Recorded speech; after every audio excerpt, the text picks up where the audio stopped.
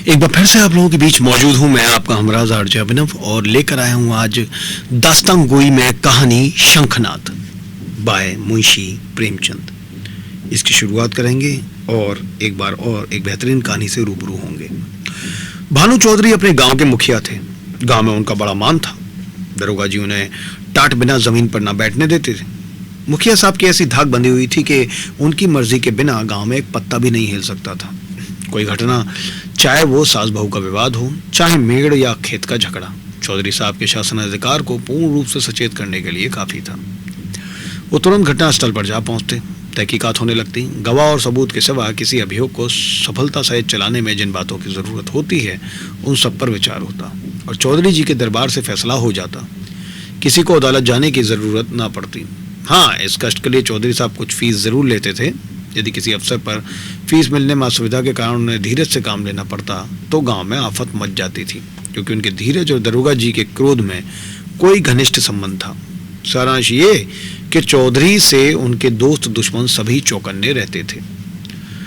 चौधरी माशा के 3 सुयोग्य पुत्र थे। बड़े लड़के बेतान एक सुशिक्षित मनुष्य थे। डाकिए के रजिस्टर पर दस्तखत कर लेते थे। बड़े अनुभवी, बड़े मर्मज्ञ, बड़े नीति कुशल। मिर्जाई की जगह कमीज पहनते, कभी कभी सिगरेट भी पीते, जिससे उनका गौरव बढ़ता था।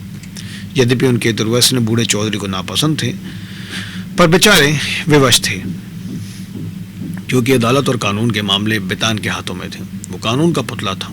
कानून की दफाएं उसकी जुबान पर रखी रहती थी। गवाह गणने में वो पूरा उस्ताद था। मझले लड़के शान चौधरी कृषि विभाग के अधिकारी थे।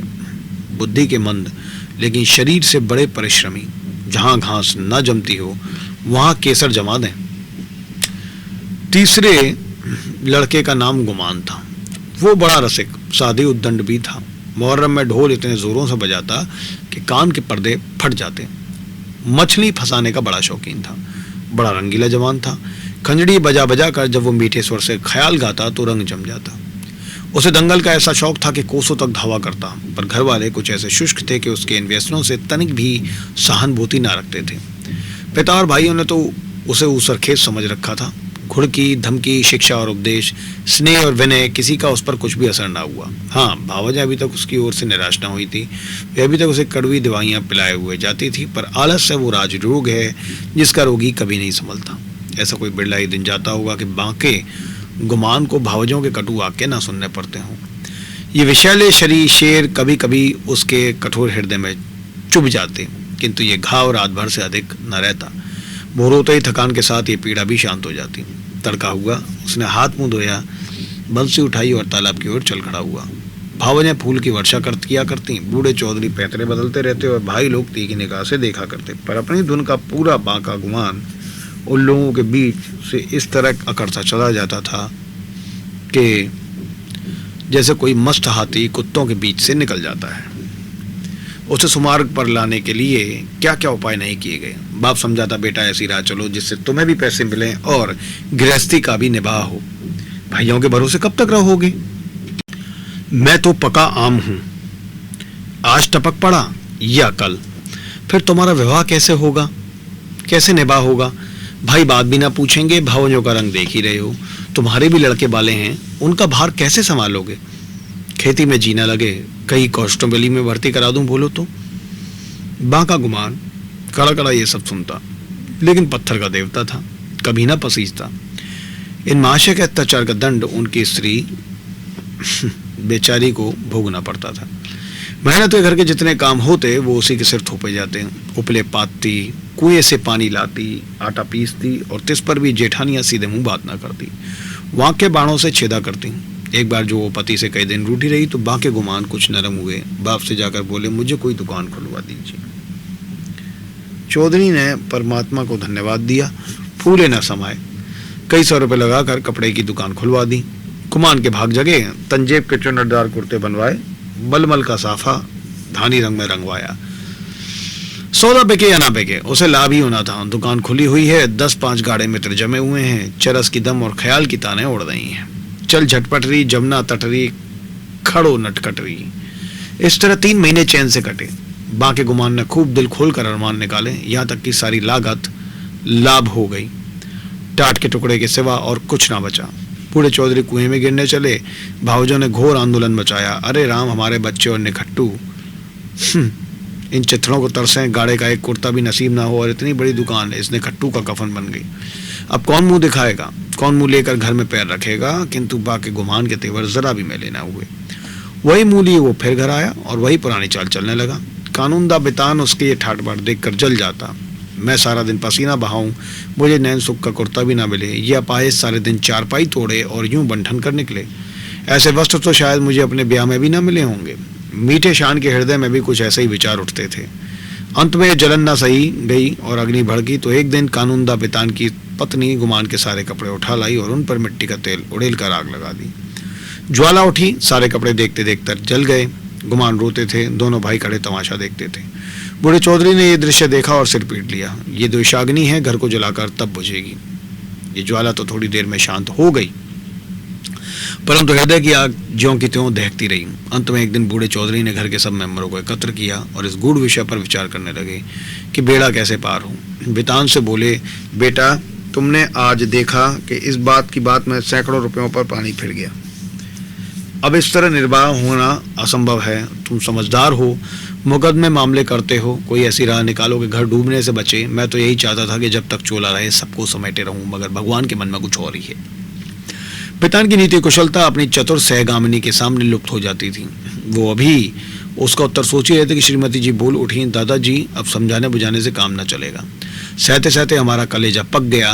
बेटे की जितनी पीर बाप को होगी, भाइयों को उतनी क्या, उसकी आधी भी नहीं हो सकती। मैं तो साफ कह सकती हूँ, गुमान का तुम्हारी कमाई में हक है। उन्हें कंचन के कौर खिलाओ और चांदी के हिंडोले में झुलाओ।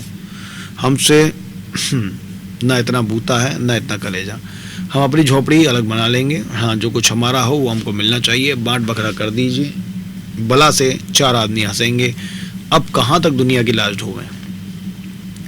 नीतिज्ञ बितान पर इस प्रबल वक्तृता का जो असर हुआ वो उनके विकसित और प्रमुदित चेहरे से झलक रहा था। उनमें स्वयं इतना साहस न था कि इस प्रस्ताव को इतनी स्पष्टता से व्यक्त कर सकते थे। नीतिज्ञ महाशय गंभीरता से बोले, जायदाद मुश्तरका, मंकूला या गैर मंकूला, आपके हीन हयात तकसीम की जा सकती है। इसकी नजीरें मौजूद हैं। जमींदार को साकी तुल मिल्कियत करने का कोई इस्तहाकाक नहीं है। अब मंदबुद्धि शान की बारी आई, पर बेचारा किसान बैलों के पीछे आंखें बंद करके चलने वाला ऐसे गुड़ विषय पर कैसे मुंह खोलता। दुविधा में पड़ा हुआ था। तब उसकी सत्यवक्ता धर्मपत्नी ने अपनी जेठानी का अनुसरण कर यह कठिन कार्य संपन्न किया। बोली, बड़ी बहन ने जो कुछ कहा उसके सिवा और दूसरा उपाय नहीं। कोई तो कलेजा तोड़ तोड़ कर कमाए, मगर पैसे पैसे को तरसे, तन ढकने को वस्त्र तक ना मिले, और कोई सुख की नींद सोए, हाथ बढ़ा बढ़ा के खाए। ऐसी अंधेर नगरी में अब हमारा निभाना होगा। शान चौधरी ने भी इस प्रस्ताव का मुक्त कंठ से अनुमोदन किया। अब बूढ़े चौधरी गुमान से बोले, क्यों बेटा, तुम्हें भी यही मंजूर है? अभी कुछ नहीं बिगड़ा। ये आग अब भी बुझ सकती है। काम सबको प्यारा है, चाम किसी को नहीं। बोलो, क्या कहते हो? कुछ काम धंधा करोगे या अभी आंखें नहीं खुली? गुमान पे धैर्य की कमी ना थी। बातों को इस कान से सुनकर उस कान से उड़ा देना उनका नित्य कर्म था। किंतु भाइयों के इस जन मुरीदी पर उसे क्रोध आ गया। बोला, भाइयों की जो इच्छा है वही मेरे मन में भी लगी हुई है। मैं भी इस जंजाल से भागना चाहता हूँ। मुझसे ना मंजूरी हुई न होगी। जिसके भाग्य में चकनी पीसना बदा हो वो चक्की पीसे। मेरे भाग्य में चयन करना लिखा है। मैं क्यों अपना सर ओखली में दूं? मैं तो किसी से काम करने को नहीं कहता। आप लोग क्यों मेरे पीछे पड़े हुए हैं? अपनी अपनी फिक्र कीजिए। मुझे आध सेर आटे की कमी नहीं है। इस तरह की सभाएं कितनी बार हो चुकी थी, परंतु इस देश की सामाजिक और राजनीतिक सभाओं की तरह इसमें भी कोई प्रयोजन सिद्ध नहीं होता था। 2-3 दिन गुमान ने घर पर खाना नहीं खाया। जतन सिंह ठाकुर शौकीन आदमी थे, उन्हीं की चौपाल में पड़ा रहता था। अंत में बूढ़े चौधरी गए और मना के लाए। अब फिर वो पुरानी गाड़ी अड़ती मचलती हिलती चलने लगी। पांडे के घर के चूहों की तरह चौधरी के घर में बच्चे भी सियाने थे। उनके लिए घोड़े मिट्टी के घोड़े और नाव कागजों की नाव थी। फलों के विषय में उनका ज्ञान असीम था। गूलर और जंगली बेर के सिवा कोई ऐसा फल न था जिससे वो बीमारियों का घर न समझते हों, लेकिन गुरदीन के खोचे में ऐसा प्रबल आकर्षण था कि उसकी ललकार सुनते ही उनका सारा ज्ञान व्यर्थ हो जाता था। साधारण बच्चों की तरह यदि सोते भी हों तो चौंक पड़ते थे। गुरदीन उस गांव में साप्ताहिक फेरे लगाता था। उसके शुभागमन की प्रतीक्षा और आकांक्षा में कितने ही बालकों को बिना किंडरगार्टन की रंगीन गोलियों के ही संख्याएं और दिनों के नाम याद हो गए थे। गुरदीन बूढ़ा सा मैला कुचला आदमी था, किंतु आसपास में उसका नाम उपद्रवी लड़कों के लिए हनुमान मंत्र से कम ना था। उसकी आवाज सुनते ही बच्चे खोंचों पर लड़कों का ऐसा धावा होता था कि मक्खियों की तरह असंख्य सेना को भी रणस्थल से भागना पड़ता था। और जहाँ बच्चों के लिए मिठाइयाँ थीं, वहाँ गुरदीन के पास माताओं के लिए इससे भी ज़्यादा मीठी बातें थीं। माँ कितना ही मना करती रहे, बार बार पैसा न रहने का बहाना करे, पर गुरदीन चटपट मिठाइयों का दोना बच्चों के हाथ में रख ही देता और स्नेहपूर्ण भाव से कहता, बहू जी पैसों की चिंता ना करो, फिर मिलते रहेंगे, कहीं भागे थोड़े ही जाते हैं। नाना ने तुमको बच्चे दिए हैं तो मुझे भी उनको न्यौछावर करना चाहिए, मिल ही जाती है। उन्हीं की बदौलत मेरे बाल बच्चे भी जीते हैं। अभी क्या ईश्वर इनका मौर तो फिर दिखावे, फिर देखना कैसा ठनगन करता हूँ। गुरदीन का यह व्यवहार चाहे वाणिज्य नियमों के प्रतिकूल ही क्यों ना हो, चाहे 9 नगद सही तेरा उधार नहीं वाली कहावत अनुभव सिद्ध ही क्यों ना हो, किंतु मिष्टभाषी गुरदीन को कभी अपने व्यवहार पर पछताने या उसमें संशोधन करने की जरूरत नहीं हुई। कल लेकर आता हूँ इसी कहानी का अगला भाग आप लोगों के पास। कहानी है शंखनाद।